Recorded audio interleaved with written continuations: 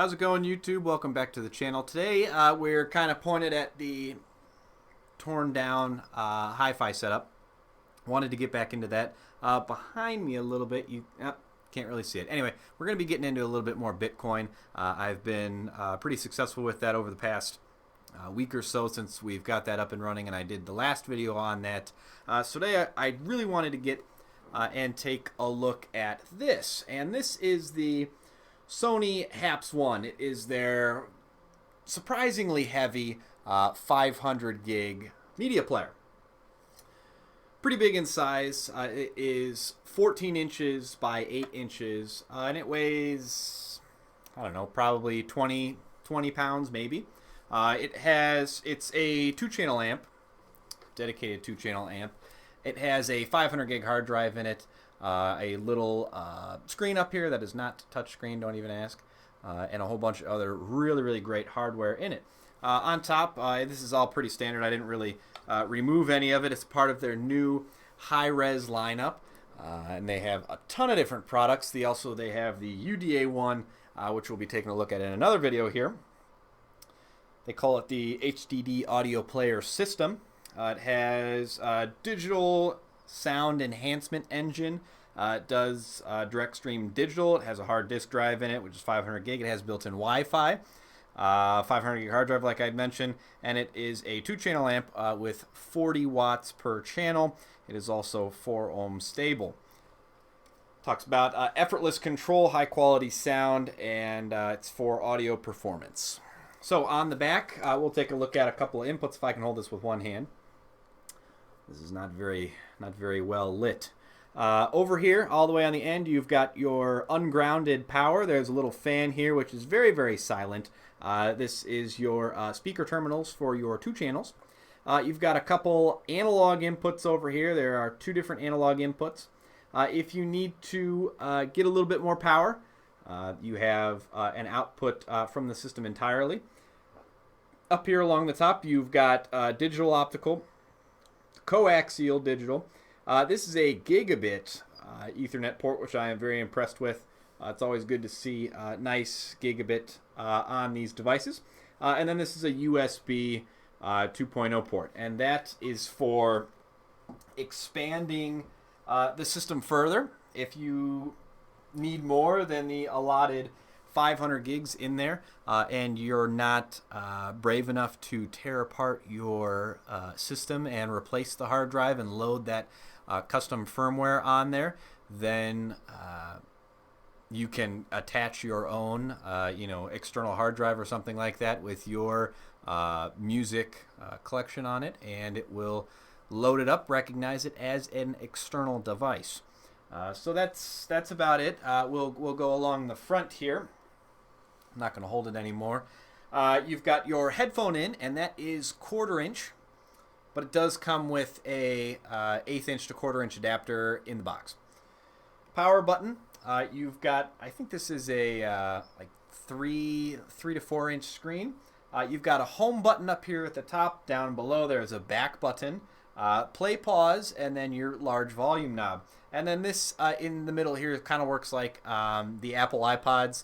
It is a twist dial that you use to select what you want to select, and then you push the button in to select. But I'll get it hooked back up, and I will power it on. You'll just have to give me a second.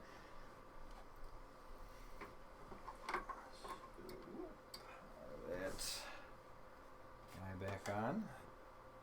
So green light comes on. We will power that on once it's ready. While that's getting ready to go. So it comes up like that. I'll scoot you a little bit closer so that we can take a slightly better look at the player. While we're taking a look at this, it does come with this remote, and there's not too much on there really. Very skinny, kind of oddly shaped remote. Does boot pretty quick up to the software. The software is powered by Grace Note, and Grace Note was pretty popular for a while. They did a lot of media server work in the tech industry, and then they completely disappeared. But I believe this is where they went. So really tiny remote. It is infrared, which is to be expected.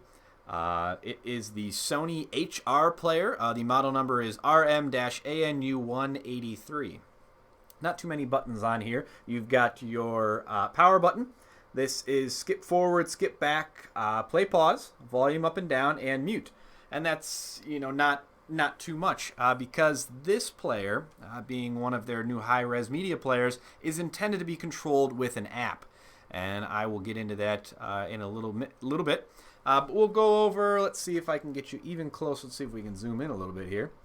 If I can zoom in, you've got pretty interesting interface. It'll pull up some cover art. Kind of looks very similar to iPod. You use this little dial here to scroll through different settings. It goes through different menus. You have a bunch of different inputs. I'm looking at the input selection screen. You've got 4 inputs thus far. Optical in, coaxial in, line 1 and line 2, which are your analog inputs, obviously. You've got internet radio that's built into here. I prefer hardwiring this into an internet connection, but if that's not available, the built-in Wi-Fi does work very, very well. And it'll go through those settings when you initially set it up the first time. So you've got internet radio settings, some favorites, playlists, these Sense Me channels that are on here, and the Sense Me channels are perfect. If you click on that, it has a bunch of different moods that it goes through. Morning, daytime, evening, night, midnight, energetic, relax, mellow, upbeat, emotional, lounge, dance, extreme, and it registers all of your tracks and puts it through this Sense Me categorization, and it will categorize your songs by sort of the emotion that it evokes. So if you're in a certain mood, it will play that kind of music. It's kind of interesting, but it works pretty well, actually. You've got folders. You can browse by folder because this is, in fact, a media player. And then you can just browse by tracks, albums, artists, genres, or whatever is currently playing. So it's pretty interactive. It works out very, very well. There are some bugs here and there with the software, but let me grab my tablet and I will show you the interface for the HAP-S1 player, which is how it's intended to be controlled. So while I'm getting this set up, I just have a little Nexus tablet that I have laying around. Any smartphone or other device like that will work. You go onto the iOS store, the App Store, or Google Play, and you can download that. There is also a piece of software called the HAP-S1 Music Transfer that is available on Sony's website, and all this information is in there when you buy it. To download a desktop application so that you can transfer music from your server or whatever's currently holding your music over to this. So you open up the app. Kind of looks like that. It will try to connect to the HAP-S1, and it's not going to work because I don't have it plugged into the internet. Let me plug that back in, see if it will work. The software that's on here. Okay, so it is connected on here now. There are some icons up here in the top that will let you know if you're connected or not. So I will try and reconnect, and then it pulls up a list. It's kind of hard to see. Pulls up a list of the media player. It'll show up as a HAP-S1, and then it has your MAC address and the IP address for it. So it'll finally connect. Like I said, this is not the greatest software in the world. It is Sony after all, but we'll take a look at it. So here, if I can kind of zoom in on that, that is the software. Same stuff that I talked about, genres, tracks, Sense Me channels, other things like that. And you can change external inputs or radios or the app settings. Down here are some basic media controls to control volume. You can power the device on or off. And it's mostly icons on this half of the app, and the other half of the app, is based on folders or other things like that.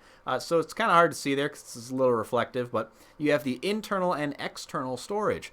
Like I had mentioned before, if the 500 gigs is simply not enough for your music collection, you can add an external source.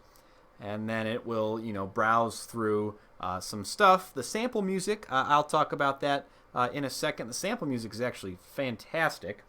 So that's, one of the songs that's on there. It's kind of not a really good example track. You've got all the artwork on there. It does a very, very good job. Grace Note, the software that is kind of powering this, does a really, really good job at album artwork and a ton of other stuff. So even if you are uploading songs that do not have album artwork, it will go out there and find it and fill in that information for you.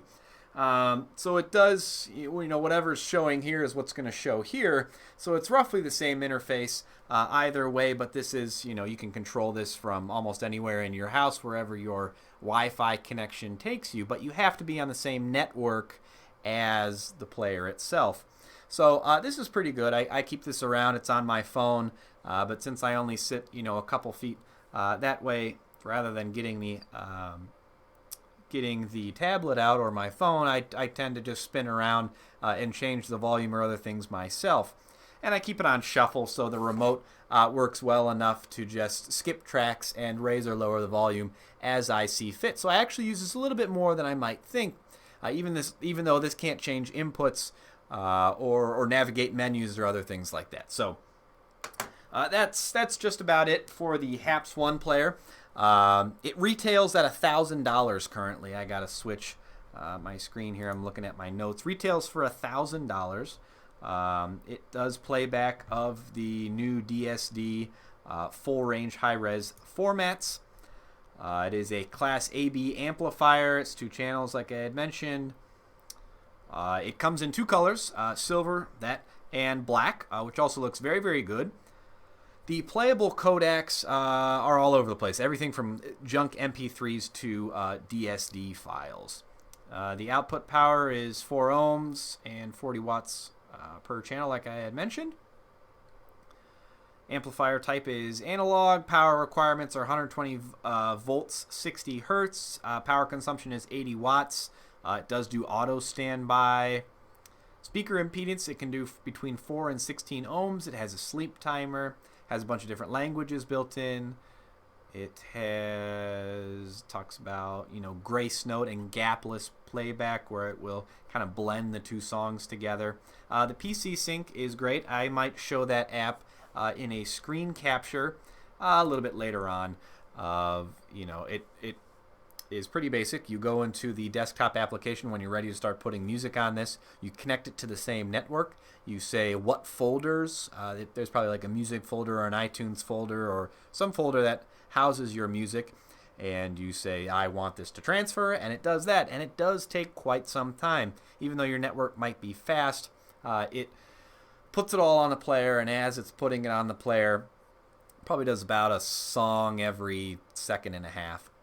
It will go through there and find all the album artwork and fill it all in and get all this, nice colorful backgrounds and other things like that, and all the information and the file format information. Just here on the screen, we have what quality of music it is, which it is DSD, which is 2.8 megahertz. It has what album it is, what the artist is, genres and other things like that. And then it gives you how far along you are in the song. The application and software is very, very good for this player. It's well worth it, $1,000. And for that compact size with a 500 gig hard drive and other things like that in there, it does a pretty good job. But even when I was interested in purchasing one, I know this is a new product, but there are no videos on YouTube about this. There's like 2 guys that make videos, and they're good.